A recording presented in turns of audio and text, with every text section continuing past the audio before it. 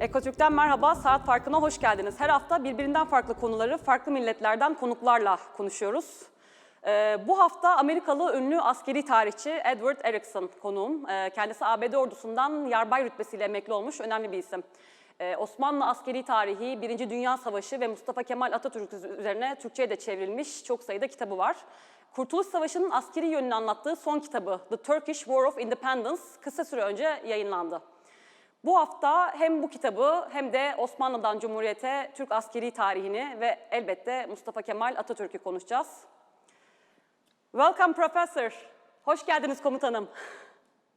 Hoş bulduk. Thank you, Feyza. Professor, congratulations. Your new book just came out with Prager.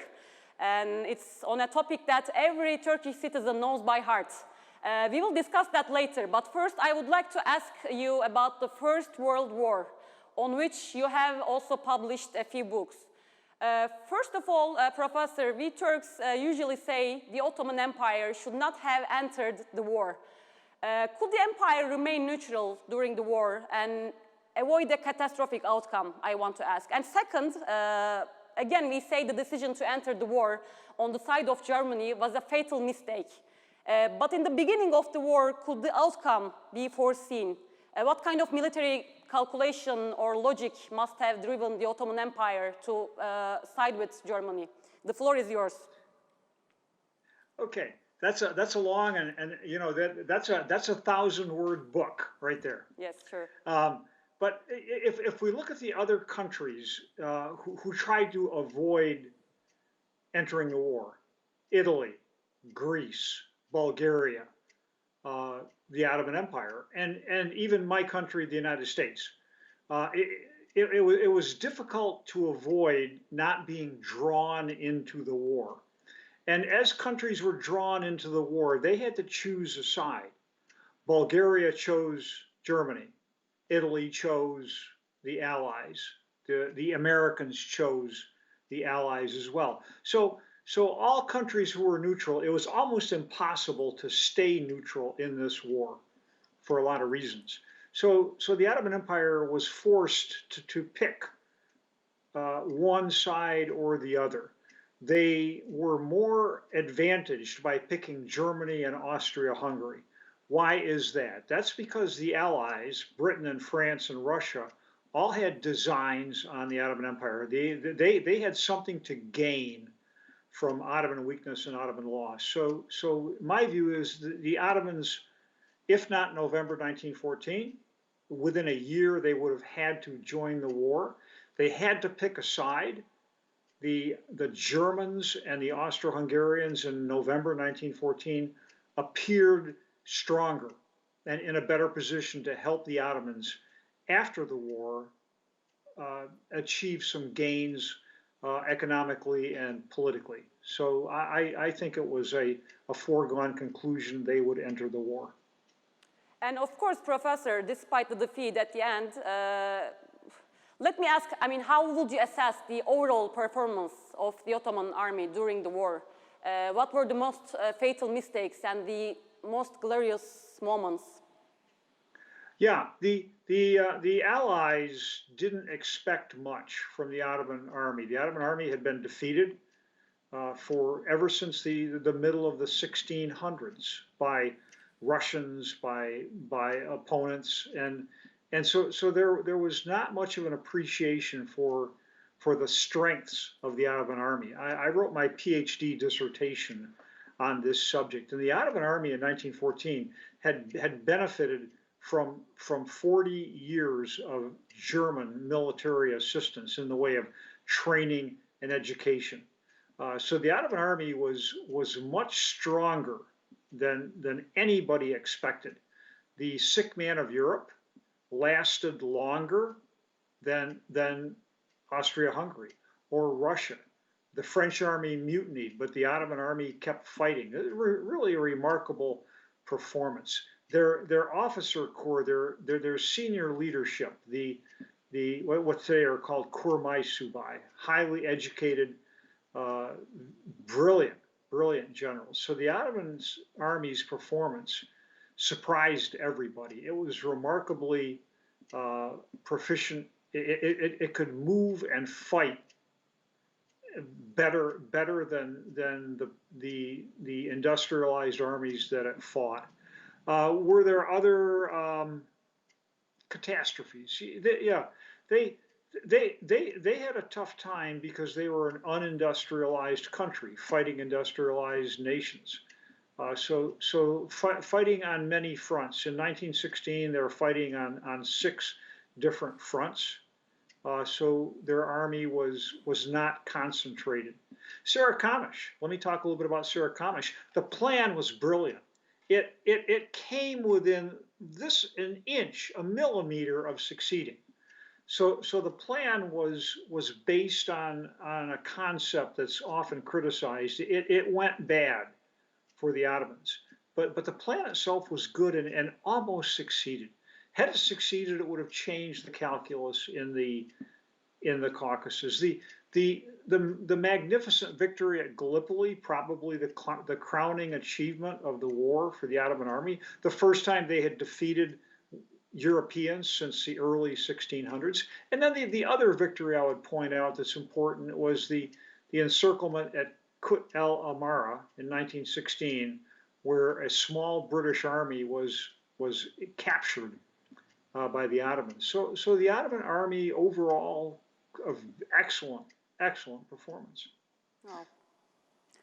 Okay, so Professor, now coming to the topic of your new book, The Turkish War of Independence. It's there, I can see that. You can show us. Yeah, here it is. Yeah, congratulations again, tebrikler. I look forward to reading it, Professor. It's a pretty good product. So, first of all, from a military perspective, what were the disadvantages and advantages the Turks faced at the beginning and during the war? Yeah, let me start with the disadvantages for the nationalists, Kemal and the nationalists. The first disadvantage is that they faced enemies on all sides. They had Armenia in the east. They had the French army in the south. They had the British, French, and Italians in Istanbul. They had the Greeks, the principal enemy in Izmir and in western Anatolia. And then that's only a part of it. They had insurgencies, they had rebellions, they had uprisings throughout Anatolia during the entire course of the war. So they fought external enemies all around, and then on the inside they had internal domestic rebellions. That's a remarkable list of problems to deal with. Additionally, they were not self-sufficient. This was an agricultural area. They didn't have factories to produce weapons. They didn't have an educated population. Literacy was very low in the old Ottoman Empire. So they had all of these terrible problems that nobody in 1919 would have believed that 4 years later the nationalists would have achieved a victory. It was incomprehensible. So how did they do it? What advantages did they have? Well, the first advantage was, of course, Mustafa Kemal and the cadre, the group of nationalist officers who helped him achieve victory. He was not just one guy. You know, Fevzi Çakmak and Rafet Bili and İsmet İnönü and Kazım Karabakar. These were experienced, highly educated, highly trained officers who could be counted on to do the right thing in adverse circumstances. So that was a tremendous advantage. I would point out that they were educated at the Ottoman War Academy and the Ottoman War College. They had German instructors. They had absorbed the lessons of the First World War. They had absorbed the lessons of the Balkan Wars, and they understood the situation. They were able to balance ends ways and means successfully. Another advantage, the Treaty of Sevres that was forced on the Ottomans in 1920 enraged everybody in Anatolia and Thrace. So if you're under attack, is an enormous advantage to rousing the support of a population. They were under attack. They also knew that if they lost the war, that the penalty would be severe. The Treaty of Sevres, had it gone into force, would have created a huge greater Armenia and Eastern Turkey. It would have given the Greeks almost all of Western Anatolia, the area from Izmir all the way to Afyon and Kütahya. It would have given the Greeks a foothold on the Black Sea. Trabzon and that area would have gone to Greece. The Istanbul and the Straits would have been a military occupation zone in the hands of Britain and France. Italy would have had Antalya, and the few Turks who were left would have had a tiny little country centered on Ankara. So knowing the consequences of losing a war adds energy to the national effort. So those were some of the advantages. They also had what we call the central position. When you have enemies all around you, being in the middle is not a bad thing, because you can concentrate your army from one point to another. So they had tremendous geographic advantages. One more advantage, and the last advantage that I think is critical, is time. Time was on the side of the nationalists. The Greeks get weaker over the years. The will to fight among the British and the French, the will to impose a political solution on the part of the British and the French, over time dissipates. It gets weaker and weaker. So time in a war either favors one side or the other. In the Second World War, time favored the Allies. They got stronger over the course of the war. Time in the Second World War penalized the Germans and the Italians, who got weaker over the war. So time is a very important element in any calculation on strategic plans in a war. So I think that's about it for that question. Yes, well, of course, you also touched upon, you mentioned his name, and we cannot imagine the War of Independence without its leader, of course. Based on his performance during the First World War and the War of Independence, how would you rank Mustafa Kemal Atatürk as a military leader and a strategist, Professor? And how would you compare him to other military geniuses of world history? Winston Churchill, after the war, wrote a 5-volume series of books on World War I, and in the 5th volume, he calls Mustafa Kemal a man of destiny. That starting at Gallipoli, Kemal came out of the background as a man of destiny, a man who was destined for great things. Churchill recognized that about Mustafa Kemal and judged him to be one of the great commanders of the early 20th century. He was certainly a brilliant battlefield leader.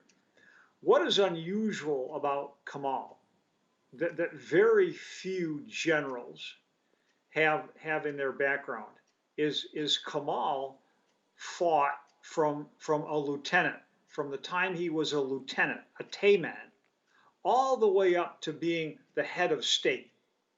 So You take a great general, like, for example, our own General Robert E. Lee.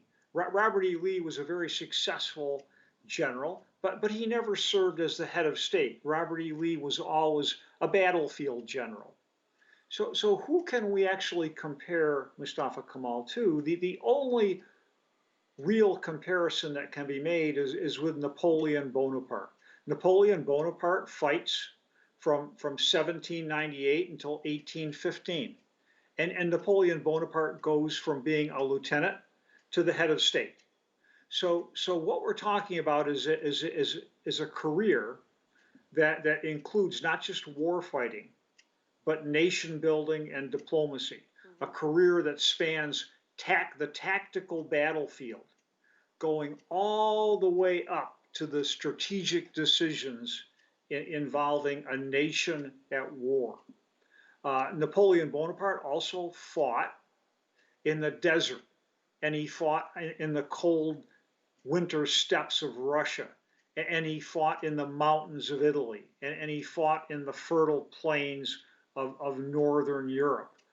He fought in Spain. So Napoleon Bonaparte not only fights vertically from being a lieutenant up to being a head of state, but he fights laterally in all the geographic conditions that are possible to wage a war in during that time. Mustafa Kemal's career is similar. He starts as a lieutenant, and he fights everywhere. He fights insurgents in the War of Independence. He's a guerrilla fighter himself in Libya in 1911. He fights conventional wars in the First World War. He fights in the desert. He fights in Gallipoli. He fights in the Caucasus. He has a comparable career. It is smaller in scale. The nationalist position, the Ottoman position, is smaller in scale than the French position, but this is the only comparison we can make regarding an analysis of command ability, and I think that I rank Mustafa Kemal as high as Napoleon, and it's a very unique, extremely unique set of circumstances that allow Kemal to come out. He comes out of nowhere. You know, in 1915, nobody really knows who he is. He's just one of a number of today you would call them kurmaisubai. You know, there are other guys like him. But do great events make great men, or do great men make great events?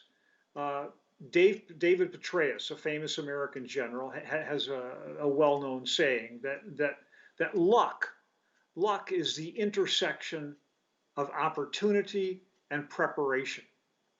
So was Mustafa Kemal just another lucky guy? Was he a lucky guy? No, he was not a lucky guy. He prepared himself. He studied. He worked. He put a lot of effort into understanding the profession of arms. And when the opportunity came his way, at Gallipoli in 1915, in Palestine in 1918, at Amasya and Sivas in 1919, in Ankara in 1920, he had the opportunity to succeed, and he did. So Mustafa Kemal's essence, if you will, you know, what drove him? What was his essence? What was his mental state? He understood that in order to succeed, you needed to prepare yourself educationally, physically, emotionally, and he did that. And when the opportunity presented itself, that enabled him to walk across the stage and into the pages of history. Yeah, so thanks God we had him. Professor, so more than a century has passed since the First World War. I want to ask you how well Turkish military modernization has gone in the meantime. Yeah, after the First World War, after the success in the War of Independence, Turkey enters a prolonged period of peace. Ataturk's famous foreign policy dictum: peace in the world, peace at home, peace in the world. So it is a foreign and military policy that while the rest of the world engages in the Second World War, Turkey stands back and does not engage. They invest heavily in education. The national security strategy of a country, national strength, is not based solely on military assets. It's based on having an educated population. It's based on having a sound economy. It's based on having the national will and culture to make decisions. And as we go through the 1930s and the 1940s and the 1950s, Ataturk's successors, guys like İsmet İnönü, thought like Ataturk did about these issues. So they are not just focused on building an army or buying aircraft or buying tanks and artillery. They're focused on a multi-dimensional experience, national experience of building strength. So after the Second World War, when we enter the period of the Cold War and containment and the American effort to contain the Soviet Union, Turkey is ready to become a partner in the alliance at that point. And they offer the largest army after the United States in NATO. And they're ready. So as we come into the Cold War, the Turkish army is a NATO partner. It has defensive responsibilities to guard the critical Turkish straits, the Dardanelles and the Bosphorus, which are geopolitically, strategically critical. So they fulfilled a critical task for NATO. The Soviet Union is gone. So what could we say about the Turkish military today? They have transitioned from being a defensive NATO conventional army to a modern, state-of-the-art army and Navy and Air Force that can project force. Up until the end of the Cold War, Turkey's army was defensive. It was designed to withstand the attacks of the Soviets. In the 21st century, it has become an instrument of force projection. And the Turkish military today can project force. And we've seen that force projected. We've seen the advantages in Syria and northern Iraq. We've seen the effort to help the Libyans. We've seen the successful effort to help the Azerbaijanis. So it has undergone a transformative experience from the last 100 years. I see. Professor, I want to ask you a very straightforward question. You think Turkey should remain in NATO in order to remain as a formidable military power in the region? Let me ask. I do. Staying in NATO, it's better to be inside the organization than outside the organization. What does Turkey gain from staying in NATO? Well, for one thing, it gains a multicultural experience for the officers from the Turkish establishment who are working inside NATO headquarters. It stays up to date with current thinking about war and how the character of war changes. The nature of war is constant, but the character of war changes by the minute.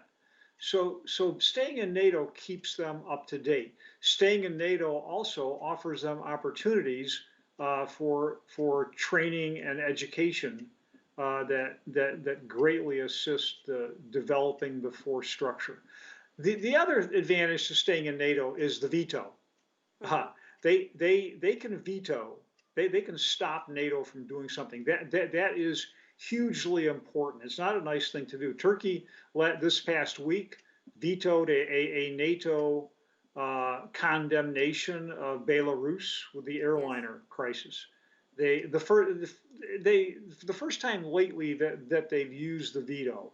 I think it was a mistake, frankly, but it goes to show that it's staying inside the organization is very important. So I would hope, and I'm sure. I don't. What are the advantage? You know, if you left NATO, what would the advantage be? And the answer is zero. I can't see any benefit to leaving Professor, the alliance. how do you see the recent purchase of S-400s from Russia, by the way? Because, you know, the country faced some sanctions from the US especially. Do you see this as a major shift from NATO alliance? Other NATO countries have purchased Russian equipment. The Greeks purchased S-300s. Bulgaria still uses some Russian aircraft. So it's not. NATO's policy on this is we don't care where a nation purchases its military equipment. So the purchase of S-400s does not contravene official NATO policy. It's unfortunate for the alliance because the system is not compatible with NATO air defense systems. Be that as it may, the S-400 was a good buy for the Turkish military. The United States was going to charge Turkey over $3.5 billion for the Patriot system, and then not provide Turkey with the updated software. For $2 billion, the Turks got S-400s. So it was economically a pretty good move. That money that they saved in systems, they now can reinvest in other systems.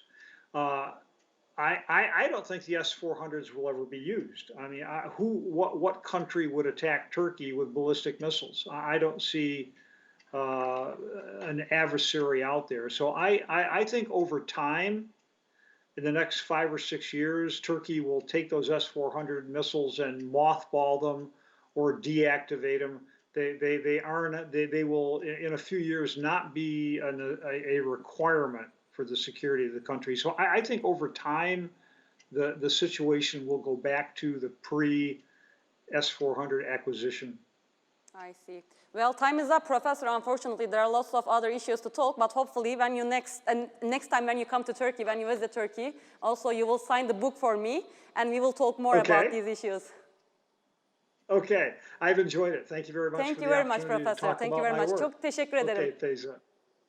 Bye-bye. Bye. Evet, Profesör Edward Erickson'la konuştuk. Ünlü askeri tarihçi, ABD'li. Kendisinin son kitabı, Kurtuluş Savaşı'na dair son kitabını konuştuk. Bu haftada Saat Farkı'ndan bu kadar. Haftaya bir başka yabancı konuğumuzla yine karşınızda olmak dileğiyle. Hoşça kalın.